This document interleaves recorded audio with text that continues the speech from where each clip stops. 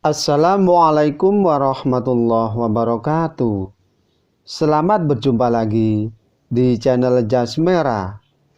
Dalam kesempatan kali ini, saya akan menjelaskan tentang pembinaan Nabi Muhammad SAW pada masyarakat Madinah.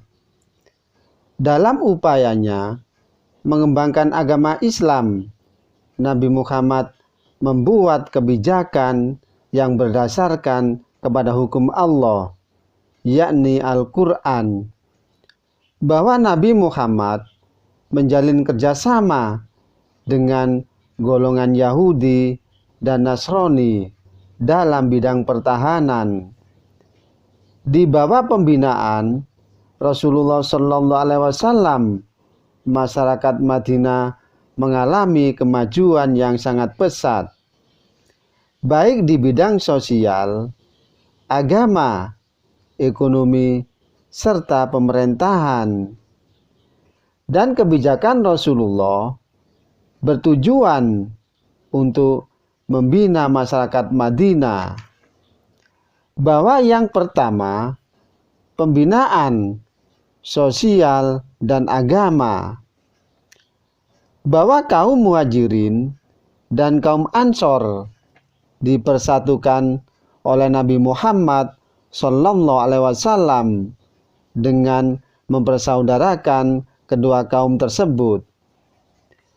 Bahwa kaum Ansor menganggap kaum Muhajirin sebagai bagian dari keluarga mereka sendiri.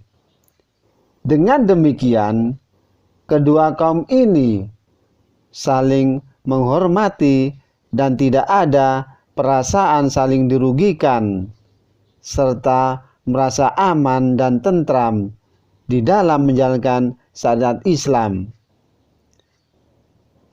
Rasulullah telah mempertalikan keluarga-keluarga Islam yang terdiri dari kaum Muhajirin dan kaum Ansor. Masing-masing keluarga mempunyai pertalian yang sangat erat dengan keluarga yang lain.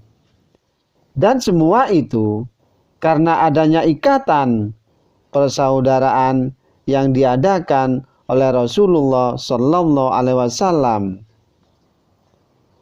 Dan kemudian untuk menciptakan suasana yang tentram dan aman di dalam kota Madinah, maka Rasulullah membuat perjanjian dengan kaum Yahudi. Dan perjanjian tersebut bersifat saling membantu dan toleransi antar golongan. Dan kaum Yahudi yang telah lebih dulu tinggal di kota ini menjamin kebebasan, yakni untuk menjalankan ibadah masing-masing agama dan saling menghormatinya. Dan tindakan ini belum pernah dilakukan oleh nabi-nabi sebelumnya.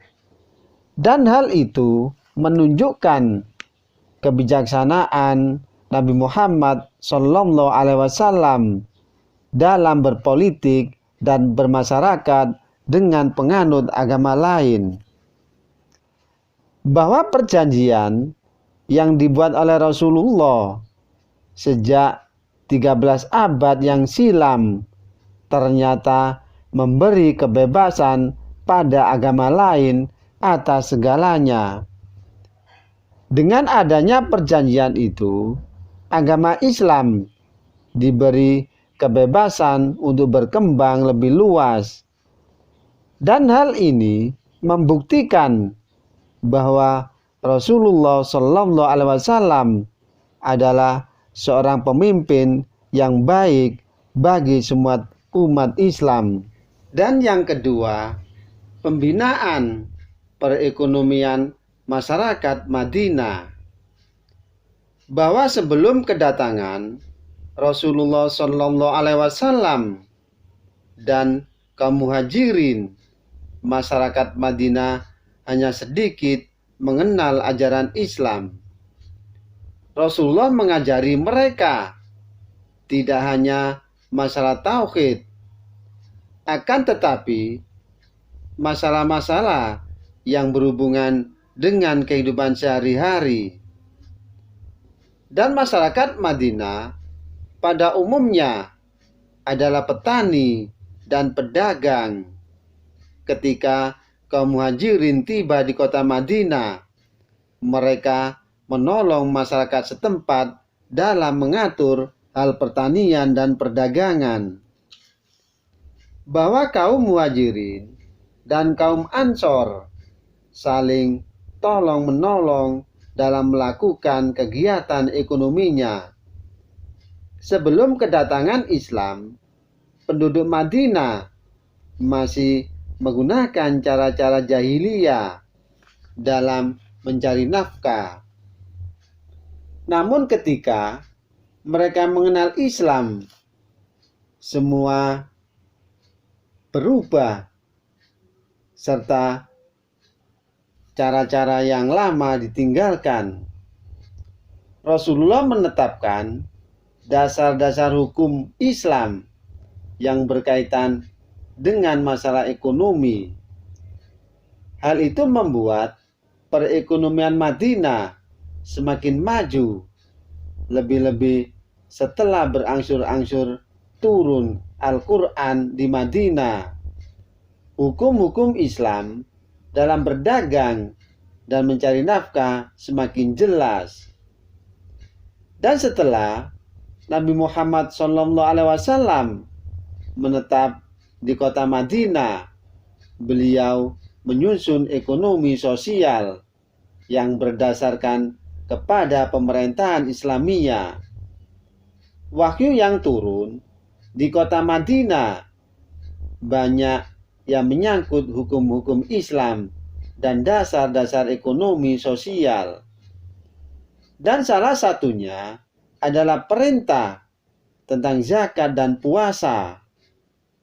Dan sebelumnya, masyarakat Madinah tidak pernah melakukan zakat atau mengeluarkan zakat. Dengan adanya dasar hukum Daulah Islamiyah, maka perlu diadakannya perombakan terhadap hukum yang digunakan sebelumnya. Dan penduduk Madinah mengikuti adat kebiasaan para leluhur mereka dalam menjalankan kehidupan sehari-hari. Dan salah satu contohnya, apabila terjadi panen raya, maka sebagian hasilnya akan dipersembahkan bagi berhala-berhala.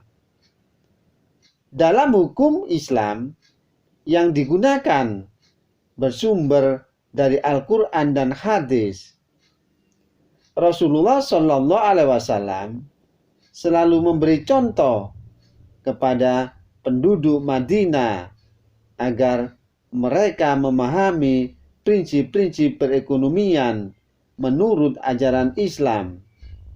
Dan juga kedua hukum menjamin adanya keadilan sosial. Demikianlah kisah tentang pembinaan Nabi Muhammad terhadap masyarakat Madinah bagian yang pertama.